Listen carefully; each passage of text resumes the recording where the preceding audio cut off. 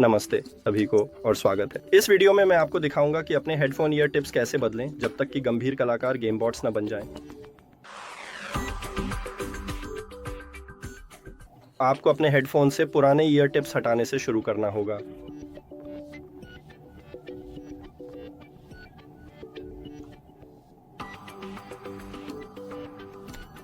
चलो शुरू करते हैं। और दूसरा,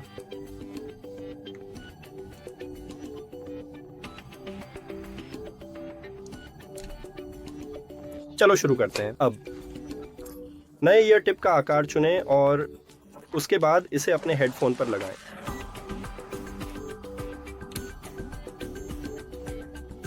और दूसरा, और हमने कर लिया। इस वीडियो को देखने के लिए धन्यवाद। अगर आपको यह मददगार लगा तो कृपया चैनल को सब्सक्राइब करें और वीडियो पर लाइक छोड़ें। हमारे लिए वास्तव में महत्वपूर्ण है। फिर मिलेंगे।